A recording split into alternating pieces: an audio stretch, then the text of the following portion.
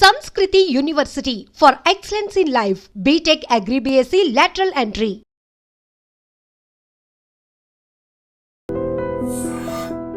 Namaste, welcome to iDream Talking Point with Kavita.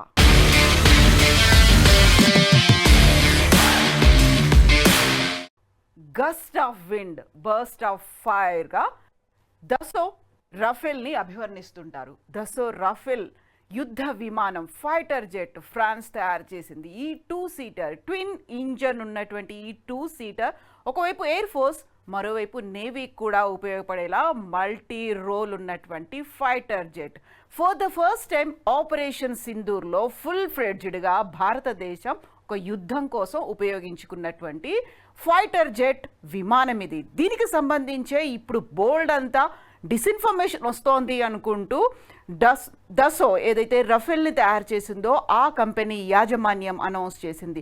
బేసిక్గా ఈ యుద్ధ విమానానికి సంబంధించి ఆపరేషన్ సింధూర్ తర్వాత బోల్డ్ అన్ని వార్తలు అయితే వచ్చాయి. యాక్చువల్గా మన chief of defence staff general Anil Chauhan చెప్పినటువంటి మాటల ప్రకారం ఏదైనా యుద్ధం జరిగింది అంటే ఫలితాన్ని చూడాలి, ఆ తర్వాత అక్కడ ఎన్ని విమానాలు పోయాయి వీటన్నిటి గురించి పట్టించుకోవద్దు అని అక్కడే వస్తోంది ఒక డౌట్ అనేది. బోల్డ్ అన్ని అనుమానాలు, భిన్నాభిప్రాయాలు వ్యక్తమవుతున్నాయి రఫేల్ యుద్ధ విమానానికి సంబంధించి. యాక్చువల్గా పహల్గామ్ ఇన్సిడెంట్ తర్వాత భారతదేశం ఆపరేషన్ సింధూర్ని చేపట్టింది.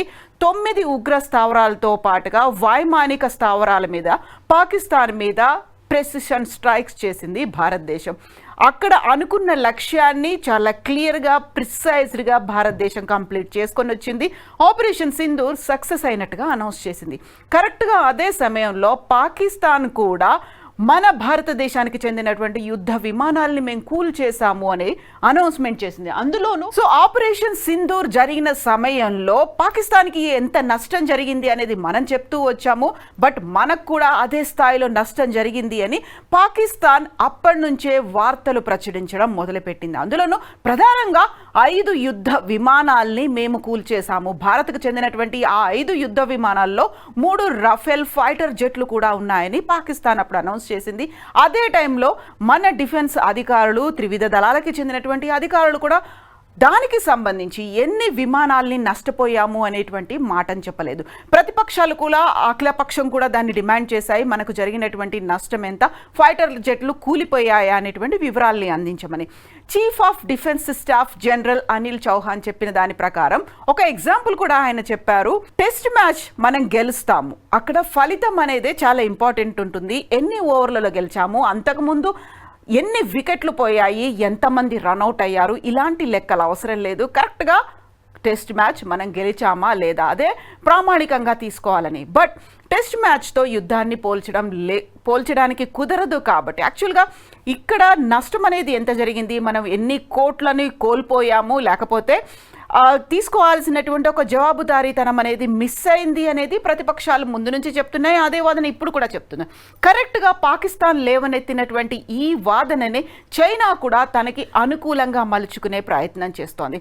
చైనా తయారు చేసినటువంటి యుద్ధ విమానాల్ని ప్రపంచానికి అమ్మాలి అనే ఉద్దేశంతో ఇప్పుడు మిస్ఇన్ఫర్మేషన్ని స్ప్రెడ్ చేస్తోంది. అది కూడా 1000కి పైగా ఆపరేషన్ సింధూర్ జరిగిన తర్వాత సోషల్ మీడియా అకౌంట్లని ఆపరేట్ చేయడం మొదలుపెట్టింది. దీంతో పాటుగా అక్కడ ఉన్నటువంటి సెలబ్రిటీస్ కావచ్చు, పొలిటీషియన్స్ కావచ్చు, అక్కడ ఉన్నటువంటి పబ్లిషింగ్ సంస్థలు కావచ్చు, ఈ ఇన్ఫర్మేషన్ని స్ప్రెడ్ చేస్తున్నారు. ఇదంతా ఫేక్ ఇన్ఫర్మేషన్ అంటూ దసో అనౌన్స్ అయితే చేసింది. యాక్చువల్గా ఎందుకని రఫేల్ యుద్ధ విమానం మీద ఇంత తీవ్ర స్థాయిలో చర్చ జరుగుతోంది? కరెక్ట్గా ఏప్రిల్లోనే భారతదేశం అప్పటిదాకా ఎయిర్ ఫోర్స్లో యూజ్ చేసుకున్నటువంటి రఫేల్ యుద్ధ విమానాలన్నీ నేవీలో కూడా యూజ్ చేసుకోవాలి అనే ఉద్దేశంతో 63,000 కోట్ల ఒప్పందాన్ని కుదుర్చుకుంది. 26 యుద్ధ విమానాల్ని, రఫేల్ యుద్ధ విమానాల్ని నేవీ కోసం కొనుక్కోవాలి అనేటువంటి ఒక అగ్రిమెంట్ చేసుకుంది. At the same time Indonesia కూడా రఫేల్తో ఒప్పందం కుదుర్చుకుంది. దాదాపు 42 రఫేల్ యుద్ధ విమానాల్ని మేము కొనుగోలు చేస్తామని.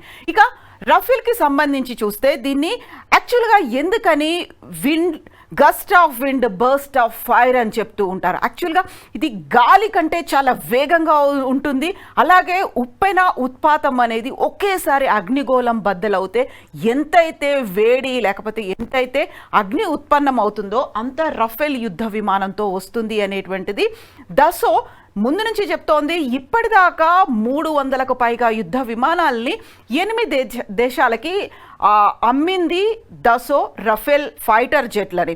సో ఇది twin engine multi role aircraft. దీంట్లో ఉన్నటువంటి కెమెరాలు కావచ్చు, సెన్సర్లు కావచ్చు, రాడార్ కావచ్చు, చుట్టుపక్కల ఉన్నటువంటి యుద్ధ విమానాల్ని లేకపోతే మిసైల్స్ని, డ్రోన్స్ని ఐడెంటిఫై చేసేలా ఇంటెలిజెన్స్ టెక్నాలజీ అనేది వీటికి ఉన్నటువంటి సెన్సర్స్, రాడార్స్, కెమెరాస్కి ఉంటుందని చెప్తూ ఉంటారు. సో ఈ ఇండియన్ ఎయిర్ ఫోర్స్ ఇప్పటికీ 36 రఫేల్ యుద్ధ విమానాల్ని వాడుకుంటోంది. దీంతో పాటుగా రష్యాకు చెందినటువంటి MiG-29 కూడా వాడుతోంది. అయితే పాకిస్తాన్తో పాటుగా చైనా కూడా ఇప్పుడు సరికొత్తగా ఒక పాట పాడడం మొదలుపెట్టింది. 5 యుద్ధ విమానాల్ని పాకిస్తాన్ కూల్చగలిగింది. ఆ పాకిస్తాన్కి రక్షణ కోసం యుద్ధ విమానాల్ని సప్లై చేసింది కూడా చైనా. మా యుద్ధ విమానాలు ఇలాంటి రఫేల్ యుద్ధ విమానాలని 3టిని కూల్చగలిగాయి. ఫ్రాన్స్ కంటే మేమే శక్తివంతమైనటువంటి మిసైల్ని కావచ్చు, యుద్ధ విమానాల్ని తయారు చేస్తున్నామనేటువంటి ఒక ప్రోపగండాని సోషల్ మీడియా వేదికగా అక్కడి నుంచి ఎంబసీస్ ద్వారా డిఫరెంట్ కంట్రీస్లో ఉన్నటువంటి ఎంబసీల ద్వారా క్యాంపెయిన్ చేయడం అయితే మొదలుపెట్టింది. అధికారికంగా ఎంబసీలని, విదేశాల్లో ఉన్నటువంటి ఎంబసీలని చైనా యూజ్ చేసుకుంటోంది అన్నది. దీనికి ప్రధానమైనటువంటి కారణం భారతదేశం 63,000 కోట్ల ఒప్పందాన్ని రఫేల్తో కుదుర్చుకుంది, దసోతో కుదుర్చుకుంది. At the same time Indonesia కూడా 42 యుద్ధ విమానాల్ని కొనుగోలు చేస్తామని. ఖచ్చితంగా ఆపరేషన్ సింధూర్ తర్వాత ఇప్పటికీ దసో అమ్మినటువంటి రఫేల్ యుద్ధ విమానాల్లో ఒకటి మాత్రం కూలిపోయింది అని దసో అయితే అంచనా వేస్తోంది. పాకిస్తాన్ చెప్పినట్టుగా, చైనా చెప్పినట్టుగా 3 రఫేల్ యుద్ధ విమానాలు కాదు, అందులో ఒకటి రఫేల్ యుద్ధ విమానం, 2 సుఖోయ్, 3వది మిగ్ని కూడా ఫ్రాన్స్ దేశమే తయారు చేస్తోంది. సో ఈ 3 కూలిపోయాయి అనేటువంటి ఒక అంచనాకి రఫేల్ వచ్చింది అదే మాట చెప్తోంది. మా మీద ఒక మిస్లీడింగ్ క్యాంపెయిన్ అయితే జరుగుతోంది అనేది. ఎట్ ద సేమ్ టైం ఏప్రిల్లోనే భారతదేశం కూడా ఫ్రాన్స్తో, దసోతో ఒక ఒప్పందాన్ని కుదుర్చుకుంది. ఫ్యూసిలేజ్ని, రఫేల్ యుద్ధ విమానంలో తయారీకి ఉపయోగపడేటువంటి ఫ్యూసిలేజ్ని భారతదేశంలో తయారు చేయాలని. మేక్ ఇన్ ఇండియా కాన్సెప్టే కాకుండా మేక్ ఫర్ ద వరల్డ్ కాన్సెప్ట్తో for the first time Dassault భారతదేశంలో టాటాతో కలిపి రఫేల్లో ఉపయోగపడేటువంటి ఫ్యూసిలేజ్ని తయారు చేయడానికి ఒప్పందాన్ని కుదుర్చుకుంది.